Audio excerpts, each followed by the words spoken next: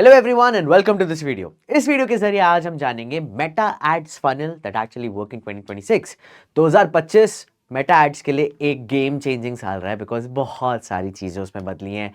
एंड्रोमीडा algorithm update आया, लोग थोड़े से परेशान हो गए और कुछ लोग खुश भी हो गए, कुछ लोगों को समझ में भी नहीं आ रहा। तो इस वीडियो के जरिए हम वो सारी शंकाएं दूर करते हैं। अब मेटा एड्स में क्या चल रहा है, आपको कैसे स्ट्रक्चर करना चाहिए, आपको एआई का उपयोग, बिकॉज एंड्रोमीडा एल्गोरिदम जो है उसमें एआई का बहुत ज़्यादा यूज़ हो रहा है, राइट। कैंपेन स्ट्रक्चर्स की सिंप्लिसिटी पे काफ़ी फोकस किया जाता है और सबसे इम्पॉर्टेंट क्रिएटिव डाइवर्सिफिकेशन पर भी काफ़ी फोकस किया जा रहा है मेटा एड्स में। तो बात करते हैं what are the things to keep in mind in 2026। So देखो क्या है, सबसे पहले तो प्लेटफॉर्म का एवोल्यूशन क्या हुआ है।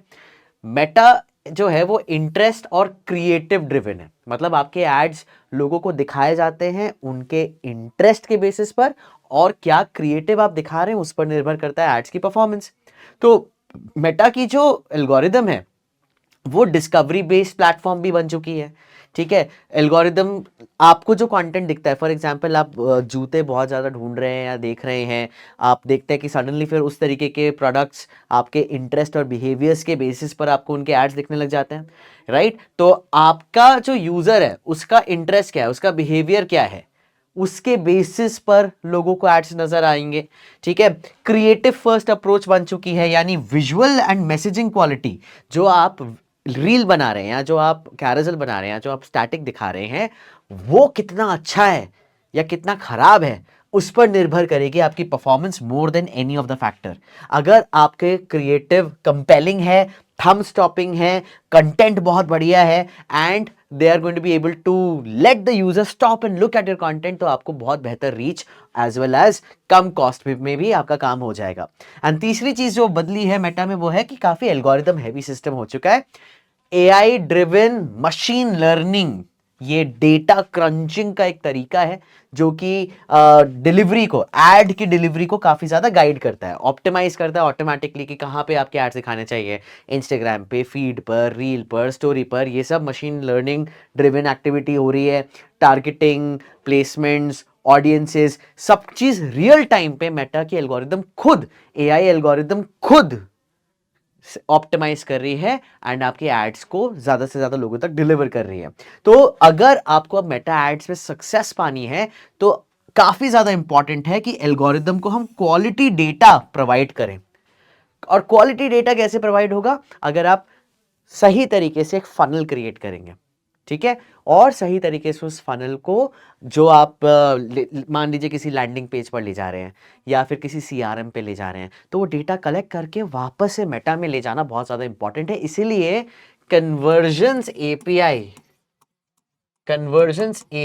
Which is a very advanced conversion API is a very advanced system that allows कि क्या आपके लैंडिंग पेज पर, क्या आपके वेबसाइट पर, क्या आपके सीआरएम पे एक्टिविटी हो रही है, वो डेटा लेके वापस से मेटा एड्स को पहुंचाना, एक बातचीत करना, डेटा को अंडरस्टैंड करना, क्रंच करना। जितना ज़्यादा डेटा वापस भेजेंगे अपने मेटा एड्स प्लेटफॉर्म पे, उतना ही ज़्यादा एल्गोरिदम बेहतर तरीके से आपके बिजनेस को समझेगी और बेहतर तरीके से आपको आउटपुट मिलेगा, राइट। तो ये जो फनल स्ट्रक्चर क्या है, which is created for success, obviously ये पूरी डिजिटल मार्केटिंग, आप कह लीजिए पूरी की पूरी जो डिजिटल मार्केटिंग चलती है वो इसी स्ट्रक्चर पे चलती है। सबसे पहले अवेयरनेस, कि आप कोल्ड ऑडियंस तक पहुंचे, ब्रॉड टारगेटिंग रखनी है आपको। यहां पर आप ब्रांड के इंट्रोडक्शन या फिर प्रॉब्लम आइडेंटिफिकेशन पर फोकस कर रहे हैं। कौन सी मेट्रिक्स मैटर करती हैं, वो है इंप्रेशंस, रीच और वीडियो व्यूज।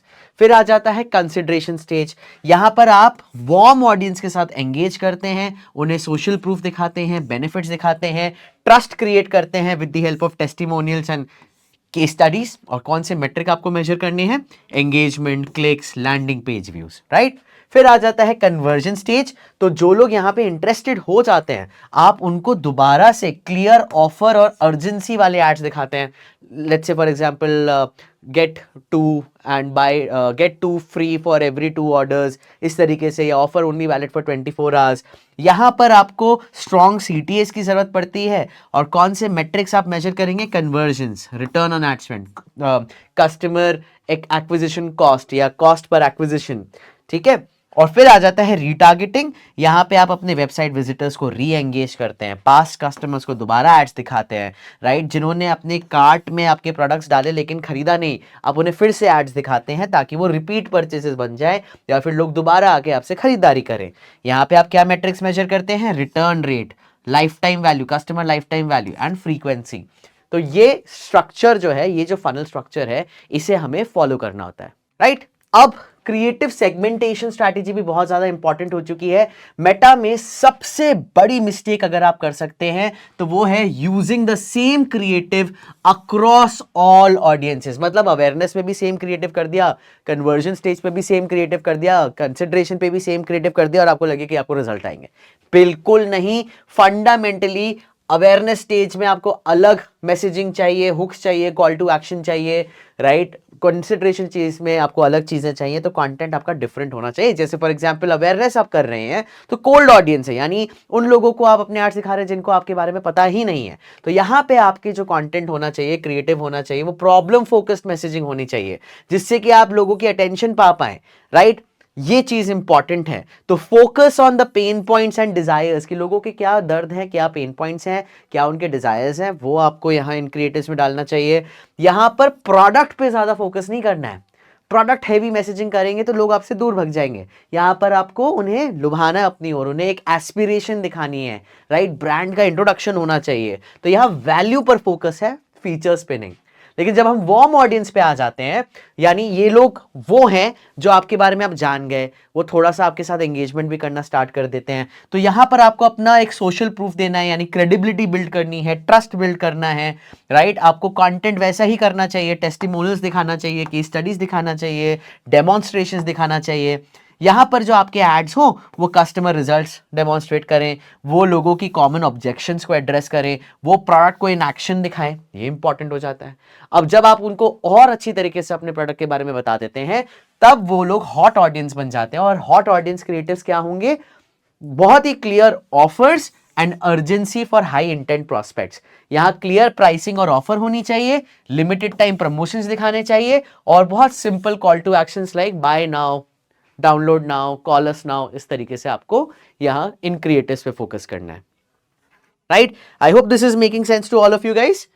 अब अगर बजट की हम बात करें तो आपके पास हमेशा 50% of your budget should be testing budget.